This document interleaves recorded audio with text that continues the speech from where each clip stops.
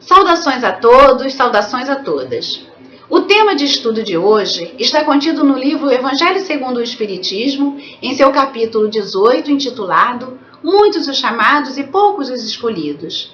E vamos comentar os itens 10 a 12, que trata do tema Muito se pedirá àquele que muito recebeu.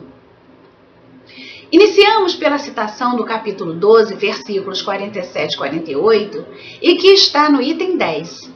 Deste estudo, onde São Lucas nos afirma o seguinte: o servidor que souber a vontade de seu senhor e que todavia não estiver preparado e não tiver feito o que se esperava dele, será batido rudemente. Mas aquele que não souber a vontade do seu senhor e que tiver feito coisas dignas de castigo, será menos punido. Muito se pedirá àquele a quem se tiver dado muito, e se fará prestar maiores contas àquele a quem se tiverem confiado mais coisas. Logo a seguir, no item 11, encontramos em São João, no capítulo 9, versículos 39 a 41, a seguinte citação: Eu vim a este mundo para exercer um julgamento, a fim de que aqueles que não veem vejam, e aqueles que veem se tornem cegos. Alguns fariseus que estavam com ele, ouvindo estas palavras, e lhe disseram: Somos nós, pois, também cegos? Jesus lhes respondeu: Se fosseis cegos, não teríeis pecado. Mas agora dizeis que vedes, e é por isso que vosso pecado permanece em vós. A seguir, no item 12, o codificador Allan Kardec nos esclarece que estas máximas encontram suas aplicações nos ensinamentos de Jesus, nos afirmando que se conhecemos os preceitos do Cristo, ou seja, o que nosso Senhor Jesus Cristo nos recomendou praticar, e se não praticamos, seremos culpados de não os praticar, ressaltando ainda que, apesar de estar difundido nas seitas cristãs, muitos o leem, mas não o compreendem, resultando que as palavras de Jesus estão perdidas para a maioria. Neste mesmo item se destaca ainda que os ensinamentos dos Espíritos reproduzem as máximas do Cristo sob diferentes formas, colocando-as ao alcance de todos, com a particularidade de não estarem limitadas a determinado grupo, e ressalta que cada um de nós, letrados ou iletrados, crentes ou incrédulos, cristãos ou não, teremos sempre acesso a eles, uma vez que os Espíritos se comunicam em toda a parte, e assim, todos nós o recebemos de forma direta ou indiretamente, não podendo alegar ignorá-lo, nem por falta de instrução ou por falta de clareza.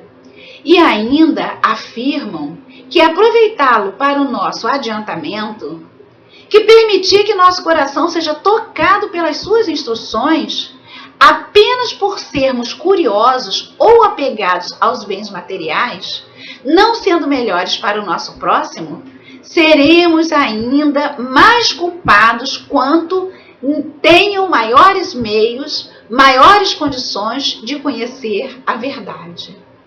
O codificador Allan Kardec ressalta que os médiuns que obtêm boas comunicações são mais repreensíveis em permanecerem no mal, por estarem cegos pelo orgulho, por não tomarem para eles as lições que escrevem ou que veem ser escritas. E assim, pela afirmativa, se fosseis cegos, não teríeis pecado, concluímos que há culpabilidade, que o juízo de reprovação sobre o reconhecimento de ter praticado o ato está em razão das luzes que cada um possui. Naquela época, os fariseus que tinham reivindicado pretensiosamente a condição de serem a parte mais esclarecida, mais elucidada da nação, eram mais censuráveis aos olhos de Deus do que o povo ignorante. E acrescenta o codificador que ocorre o mesmo ainda hoje, ressaltando que o Espiritismo vem multiplicar o número dos chamados, multiplicando então o número dos escolhidos. Portanto, o primeiro pensamento de todo espírita sincero deve ser o de procurar nos conselhos dados pelos espíritos se não há algo que possa lhe dizer respeito. E para nós encerrarmos o estudo de hoje, nós vamos concluir todos juntos ouvindo a leitura do texto intitulado Espíritas Precursores, do autor Inácio Bittencourt e que está contido no livro Ceareiros de Volta, que é do autor Valdo Vieira, editado pela Federação Espírita Brasileira, FEB. Ouçamos, pois, ele de acordo com o tema do nosso estudo, intitulado Muito se pedirá àquele que muito recebeu. Nos orienta que ninguém deve aguardar exceções nas normas divinas. Se não, vejamos. Ninguém aguarde exceções nas normas divinas. Espírito algum colherá primazias para agir no universo. A lei não se modifica para favorecer-nos. Desfrutamos vidas independentes. Deus nos criou, mas não existe unicamente para nós. De igual modo, determinada criatura não pode viver exclusivamente para outra, conquanto necessitem socorrer-se e aconselhar-se mutuamente, em muitas ocasiões, sem se substituírem na responsabilidade individual. Eis porque a morte não desaparecerá da terra. As vidas sucessivas não serão suspensas do cosmo. O princípio de causa e efeito não sofrerá qualquer alteração, e a necessidade, por instrutora natural, vigiar-nos-á o caminho. Quem se transforma é a criatura. Quem cresce e se corrige somos nós mesmos. O raciocínio humano, aperfeiçoando as próprias conclusões acerca das realidades que o cercam, avança e se apura, emancipando as almas. Quando atingir graus superiores de elevação, a dor perderá espontaneamente a função que lhe cabe na esfera de cada consciência, desaparecendo por inútil. Reflete quanto a isso.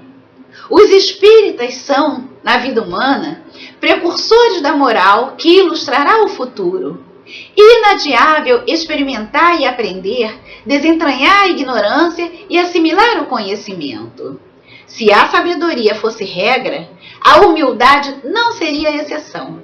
Além disso, há muito comodismo fantasiado de humildade. Sou insignificante, nada sei, nada valho, não é comigo. São refrões sediços dos que anseiam dormir, preferindo que tudo fique hoje como está, a fim de verem amanhã como fica. Não te pejes de ser simples, a serviço dos outros. Basta às vezes a pessoa nunca é tão espírito forte como quando se assemelha à frágil criança. Faltando-nos amor puro, falta-nos a paz íntima. O mal cria ideias fixas, instalando por fantasmas nos labirintos da memória, espectros que somente se desfazem ao calor do trabalho. Um sorriso de fraternidade, relâmpago de vida. Rompe as trevas de fora a fora, ligeiro estudo edificante. É uma centelha na alma. Dissipa as sombras interiores. Na lareira do ideal, se o lume do entusiasmo se extingue, ao primeiro sopro da adversidade, a brasa da convicção permanece rubra nas cinzas para alimentar novas chamas. Inibição absoluta, incapacidade irremediável são meras palavras. Busquemos estudar. Pior que a situação de quem não sabe ler é a situação de quem sabe e, no entanto, não lê. Todo espírita cristão é um predestinado trazendo nos tímpanos e nas retinas vozes e visões do outro mundo. Um paisagista a fixar com o próprio sangue as telas do bom exemplo. um tarefeiro a regrar com o próprio suor a lavra do bem. Graças a Deus e graças a Jesus.